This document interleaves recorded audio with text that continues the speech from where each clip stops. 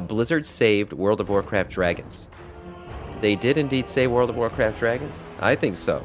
I think dragon lore has made a nice comeback. I do feel like dragon lore kind of got shat on in Cataclysm towards the end there. You know, they given up the aspect powers and all that stuff, and Thrall using a weapon. You know, Thrall being the Jesus orc that he was.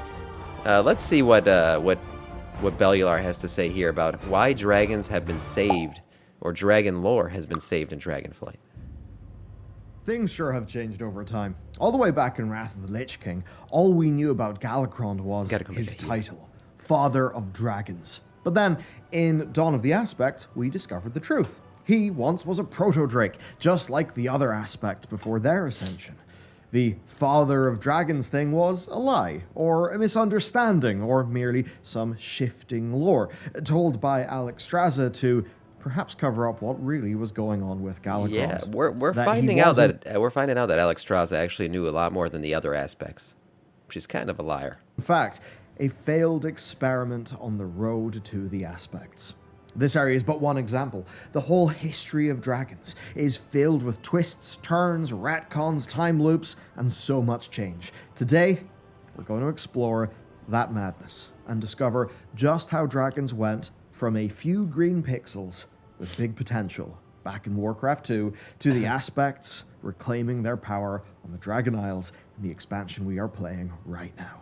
And if you would like to support this mission, also get some dope loot, you can check out our Patreon. Right, I don't actually have the art on me right now. There's gorgeous art coming from a little card game project we're I always said it, his Patreon gives some good shit. If you want to get the first ever journal, yes, we've made a little notebook, very exciting. And oh man, the pin series for this year is so gorgeous in terms of its art style. So the lantern pin's lovely. There's also this as a special bonus this month on top of everything else. So if you want to support our team and also get some real nice merch in the process, and also stuff that literally you can use in your day-to-day, then you can do that. Because if you are supporting us, I'd always like it if you were getting something in return. So support Bellular by watching this content. Down below, and let's talk about Warcraft 2.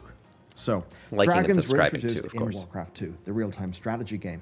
They were reclusive creatures from the untamed northlands of Azeroth. Then, only a continent stretching from Stormwind to Quel'Thalas. Kalimdor wasn't really talked about, wasn't a thing. Dragons had little contact with their mortal neighbors. Did anyone ever play this? I didn't play Warcraft 2. I think I was too little. Rand and Maim, two of the invading orcs, masterminded the capture of the Dragon Queen Alexstrasza. Her children, raised up by the Dragon Maw clan of orcs, and made to serve as the Horde's most powerful weapons of war, used in the Siege of Dalaran and the Battle of Blackrock Spire. This was the first iteration of dragons in the Warcraft setting, and it gave much room to grow. But there are some even immediate retcons to that story. As an example, now it wasn't Rand and Maim who captured Alexstrasza, it was Zulahed, the war chief of the Dragon Maw. He, in fact, as it turns out, was directed by Deathwing in his ambition to dominate and torture his other aspects. Is that Deathwing? Now that he's gone rogue. It goes to show how the relatively simple story of orcs capturing dragons then evolved into a vendetta between dragons stretching back thousands of years. I feel like Warcraft 3 was a lot of time that we got into Deathwing had not been introduced into the game. Back in Warcraft 2, all dragons had green scales. That's just what the sprite was. There were no dragonflights or any other distinguishing features, apart from Alexstrasza, green dragons were the only dragons. Was essentially a building at the time, and Deathwing. Deathwing was represented with black wings and a unique armored dragon portrait. Introduced in Beyond the Dark Portal, the expansion to Warcraft 2, didn't know this. He was the first big step up in dragon lore. Deathwing was a key ally of Ner'zhul during the events of Beyond the Dark Portal, where he personally helped gather powerful items from across Azeroth, like the Scepter of Sargeras and the Skull of Gul'dan. These, brought together at the Black Temple, allowed Ner'zhul to open countless portals from the Orc homeworld, as seen in their final cinematic. The game's manual gave Deathwing a brief backstory. Graphics have come a long way. His motivations are really straightforward in this version. He began, supposedly, roosting with a group of renegade dragons in the northeastern mountains of Draenor. This, of course, would be massively expanded upon in the 2009 novelization Beyond the Dark Portal, which I'd recommend reading. In that, Deathwing makes a deal with Ner'zhul. In return for gathering the ritual items that Ner'zhul would need for his whole portal thing, Deathwing would be able to hide a clutch of his eggs on Draenor to keep them safe from the other Dragonflights. And as we can Keep see, the eggs with safe. Sibelian These were arriving corrupted from at the Draenor, time. laden with black dragon eggs today, that plan actually worked out. The manual described Deathwing as second only in power. I don't trust Sibelian, man. I still think he's corrupted. I'm just saying. The only reason why we don't think he's corrupted is because he says so. I still think he's corrupted. To Alexstrasza.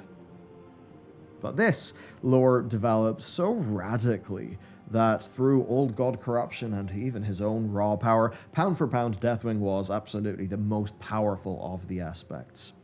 The other aspect's ability to cooperate would always be the thing that would take him down. But another retcon, even a small one, is Deathwing's adamantine plates. The original lore actually stated that Horde-aligned goblins fitted them upon him for protection during the Second War, yet the new lore states that 10,000 years before that Second War, Deathwing's raging power began to warp his body so much that the plates had to be fitted by his own servants. Yeah. Right, yeah, that's how we know the reason for his plating is basically to keep his body together. He had become so powerful and so intense that he was basically going to explode from the inside out.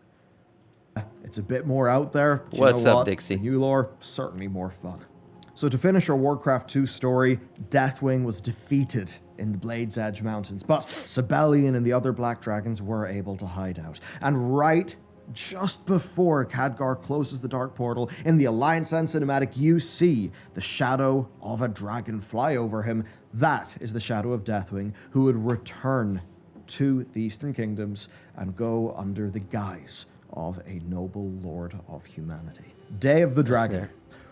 In Warcraft 3, we began to see dragons. Now in a I start to totally know the new lore a light. little bit in Boot the game Warcraft up 3. and you would find 5 color variations of dragons, each with unique breath attacks, like the Blue Dragon's one that slowed movement speed.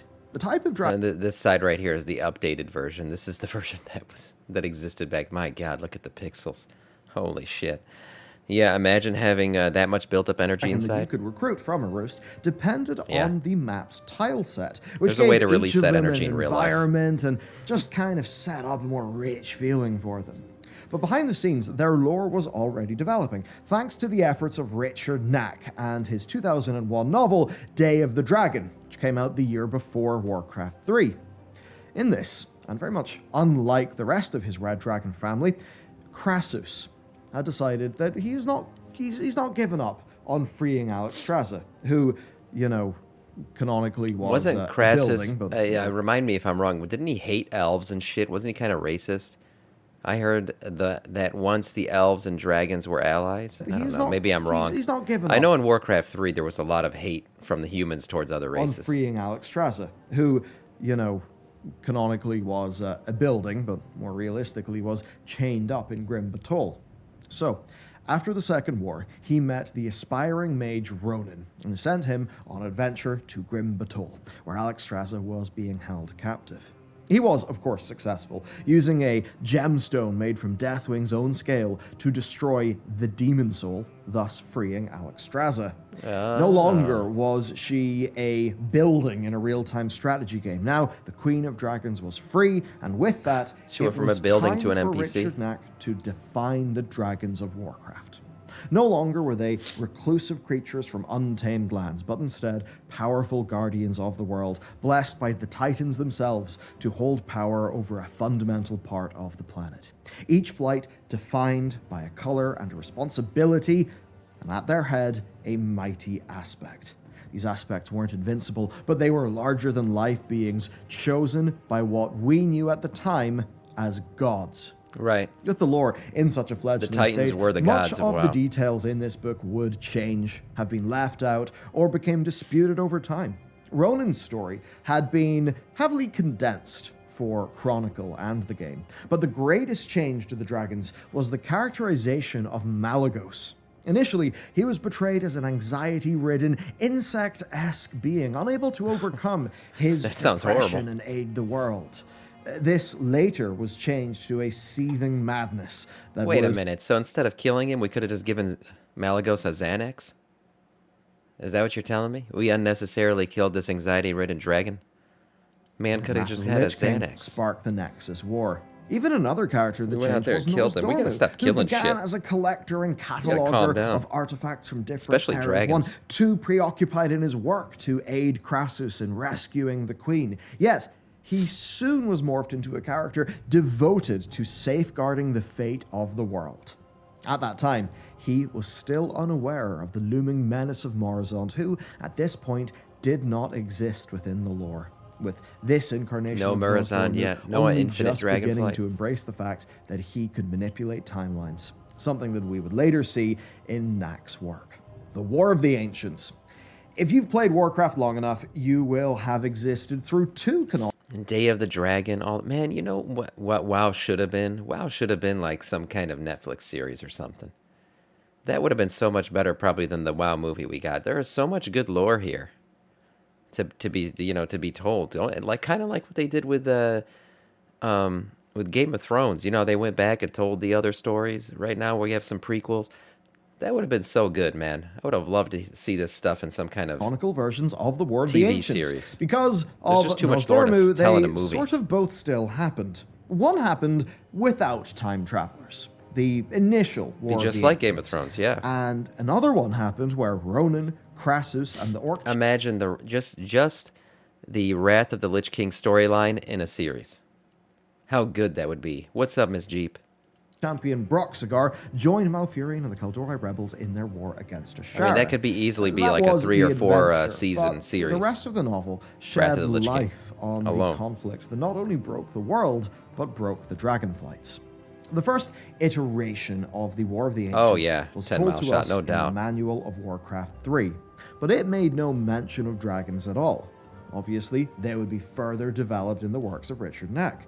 The first full telling of the lore was from an in-game lore book found within the library of the Literally, Game of Thrones. If you want to talk about Game of Thrones, literally the undead Northern Army that was raised by the Dark King, or whatever the hell they call him. It's the frickin' Scourge. It's even the blue shit everywhere. I mean, it's literally the Scourge. And then he brings Sindragosa up from the ice. He brings a dragon back from the dead and blasts down a wall. It looks like World of Warcraft. If people could enjoy that, they would definitely enjoy a WoW series. the Scarlet Monastery. And in this book, the betrayal of Deathwing is mentioned. But Oh yeah, they did. No, they thought the opposite, huh? It was released in lost 2008, to exactly. time. Well, one What up, big G-Shit? detail lost to time was the Demon Soul. Originally called the Dragon Soul, it was a simple golden disc created by Neltharion, who would go on to be known as Deathwing. By this time, he had already given in to old god corruption, but he was still fronting as the noble Earth Warder. He convinced the other dragons to Yeah, the chicken imbue came this before the item egg. with their power, essentially as Right, a super unreal. weapon. This was super convincing at the time to the other dragons because the Legion were launching their first full-blown invasion of the world, so the dragons felt that, okay, desperate times, desperate measures. Of course, Deathwing revealed his betrayal as the Dragonflights gathered to fight the Legion. He unleashed the Demon Soul over Zinishari, where the Blues were the first to realize his betrayal and strike back, but disastrously so. They were all but obliterated with Yeah, no hope of Deathwing renewal. was way more powerful. Malagos fled to Kuldara in despair. But fortunately, the time-traveling Crassus had actually managed to secure a clutch of blue dragon eggs from Deathwing's betrayal, and at the very end of the book, Nosdormu took the eggs, implying that this was to give new hope to the Blue Dragonflight. So the thing that changed here is the fate of the Blue Dragonflight. Before Wrath of the Lich King, they were incredibly rare. The likes of Azuragos and Kelagos were some of the very few remaining They'd members. almost but gotten wiped behind out the by scenes, Deathwing. Blizzard wanted to introduce Look at more that heel. villainous dragons who weren't What up, corrupted by Meg? old gods. Malagos was chosen, and his flight needed to be much larger if it was going to, realistically, portray the villainous role that they would play in the Nexus War of Wrath of the Lich King. Yeah. Now, funny enough, the lore of near total obliteration, again emphasizing the near total, they were still pretty much obliterated. But that Blue lore Dragons, and yeah. Krasu saving the flight through time travel, that has been Yon's- seemingly dropped. Instead, Yon's- the Blue Dragons just slowly rebuilt their strength over 10,000 years, ready to fight in Wrath. Which, to be honest with you, I think is a good bit more clean than having to rely on timeline bullshit. Not that everything from that should be retconned, because Broxigar is pretty damn cool. I think we all want to see something of him in the future. Yeah. Dawn of the Aspects followed the now blue aspect Kalecgos' vision quest to understand the birth of dragonkind. He found the spark of Tyr at Galakrond's Rest, and through this, he was sent to the primordial days of the Protodrakes, hunting in ancient Kalimdor. He experienced the fight against Galakrond through Malygos' Did we eyes go through and this learned quest line? many truths. I don't He remember learned this. that the is aspects from the were book, not probably. blessed by the Titans themselves, rather by their keepers, which contradicted the charge of the Dragonflights in the book, right? Its first rendition, where the Titans directly interact with the aspects.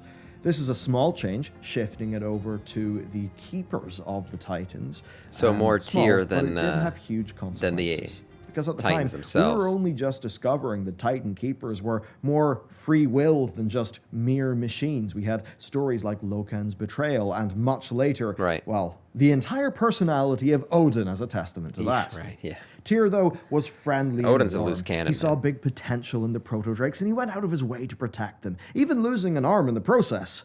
But below Valdrakken, we are finding a bit more of what Tyr was interested in, specifically the Halls of Infusion, a Titan facility designed to infuse Order magic into a wellspring of Azerothian energy to, well, as Tyr states himself, by ingesting the water or causing their eggs to absorb its effects, Titan piss. it should be possible to keep even the most willful of dragons Titan aligned piss. with the Titans' Yep. philosophies. Yep. You know, just some Titan vitamins in the water to make sure that the dragons come out the right There way. you go. Drink that Titan Far sewage. from spontaneous interest in the Protodrakes as described in Dawn of the Aspects, Tyr's fascination goes much further back to an intentional program of uplifting Azerothian life. This fascination is seen once again in his secret labs, only just discovered.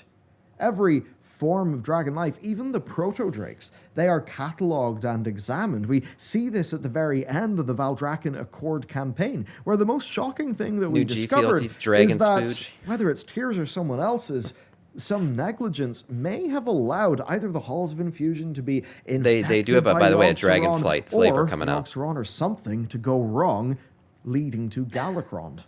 Yeah, it's kind of implied that Titan-forged meddling led to the Protodrake Galakrond mutating out of control. Which takes us right back to Dawn of the Aspects, where Tyr said that Galakrond was not intended. Which does kind of tell us that a lot of these ideas about Tyr and the background of that Titan lore, it kind of did exist back in Dawn of the Aspects. Why did Bellular's music Where stop? Tyr said that. And of course, in the light of Gahun, the quasi-old god creature that was Oh, yeah, resulting that guy. from Titan-forged experiments that we saw in Battle for Azeroth, it is hardly a surprise. And this then brings us to the greatest draconic lie. As the Alliance and the Horde marched on the Wrathgate, adventurers were Great sent cinematic. to Wormrest Temple. They needed the Dragon Queen to stop the Scourge resurrecting frostworms from the bones around Galakrond's rest.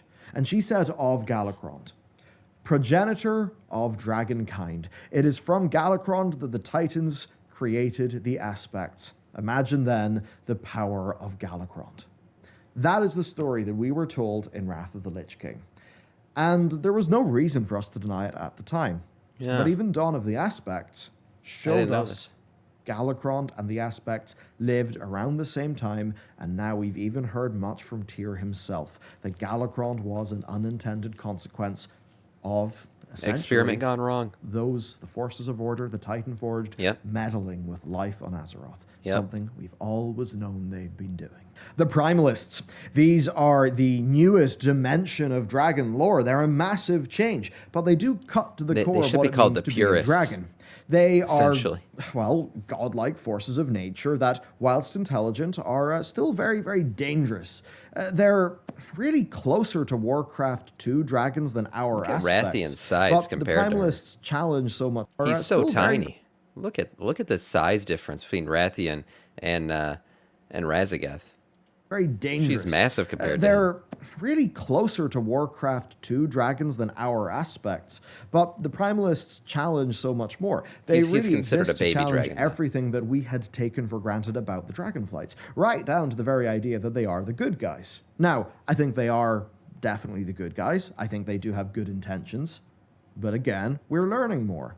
Once, proto-drakes turning into dragons felt like a natural evolution, but I suppose much in the same way that earthen turned into dwarves because of old god meddling, proto-drakes turned into the dragons we know Right. because Titan of meddling. Titan meddling. Yep, true. It does seem to be that way. Same thing, Which just opposite shows direction. the impact that all of these different forces have had on life in Azeroth for a very, very, very long time indeed. With the Curse of Flesh being, Yep. I mean, foundational lore in the Warcraft setting for a very long time indeed. Yep. Guess we're seeing that more than just old gods do that. But it also does seem to be the source of much of the power of mortals. Anyway, now we are discovering that the Titans and their servants, they're not evil, but they are beings of order. If they find something that's unordered, they're going to order it. They're Right. not evil or nefarious schemers. They just have a way of DoorDash. doing things. And I suppose, Grubhub, like they're any gonna god order. or stellar They're gonna order civilization, they just see things a certain way, and that's their policy. For some, like the aspects, it works out. For others, like the incarnates, it very much does not. We can no longer believe in a manifest destiny-esque myth with the aspects. They have OCD, that their power basically. is just inevitably My wife better is a Titan, than that she of the must have Proto-Drakes more. or the elements of Azeroth. I think suppose most- there is most a great wives are leveling Titans. of things going on right now. No Based on that longer just definition. being the bottom of an evolutionary ladder. That is a massive tonal shift for the Proto-Drakes and the Dragons. They're not like one and the other, they are forks in the road. And this is exemplified in the ancient war between the dragon aspects and the primalists. It's a war, the details of which we don't really know right now, but I imagine we're going to learn pretty damn soon. At least we do know the extremes to which both factions went in the pursuit of victory. The incarnates became avatars of a brutal form of Azeroth's elemental energies. Apparently, Galakrond did the Right. most heinous of things in order to further his goal. And then you look at the aspects who did lock up or kill their kin wholesale. True. And now The we've killed whole Razageth, thing essentially, brought too. dragons back to being the engines of destruction that we saw in Warcraft 2. And that's what leads me to corruption. Over all of this looms Deathwing. And even being long dead, we find Daddy ourselves Deathwing. still grappling with the legacy of that character and his creations. Over the years, the specific flavor of Deathwing's corruption has shifted and changes. He began as a sort of arrogant wannabe ruler, as Earthwarder, Right. feeling that it was kind of his right to rule the roost. In Cataclysm and Dawn of the Aspects, we found the more deeper, empathetic motivations. He saw the so-called blessing of the Titans as a curse, feeling the weight of the world upon his shoulders, a responsibility just too great that led him down this path of corruption. But either way, the old gods long had an interest in Deathwing. That even when he was a proto-drake, he would absently stare into the mountains as if something was whispering to him. And Damn. now, the scene from Legacies shows us the I kind of like the new Deathwing lore. I'm not gonna lie. It makes him much less like kind of a, I don't know, wimpy bitch, and more of like, well, he took up this power to fight a battle, and he thought he could handle it, and in the end, he really couldn't. But exact I moment kinda he like the gave new in to the retcon whispers for and the his promises lore. of the old gods. The possible retcon here, then, is that he intentionally gave in to Yeah, the void, it was all making intentional. a Faustian pact in a desperate moment. This happened when Razageth, the youngest of the incarnates, assaulted the Forbidden Reach, cutting through Neltharion's Drakthir. Even if the mountains whispered to him, he made the Drakthir, trying to win this war conventionally. But as everything that he built crashed down around him, and he felt the full force of the storm's wrath, as he still felt the weight of the world upon his shoulders, Boom, he that opened up the is void. when he accepted the power of void in order to try to defeat Razageth. And he Is did. this a He change? did Is this defeat something Rezaga. new that we didn't know? Yes, absolutely. But it doesn't change his core motivations. He was still an arrogant warlord trying to dominate Azeroth. Right? He's still making secret armies. He still felt the weight of the world in his shoulders. But think about the journey from being Azeroth's second ever named dragon, whose main motivation was just destruction, to now being the progenitor of the... Wait, hold on. Old Deathwing model. 1 second. Where is it now? Where is it, man? Old Deathwing model had a fat ass. What the hell's this? He's very round towards the rear there. main motivation was just destruction, to now being the It's an odd progenitor model. of the latest playable race in the game.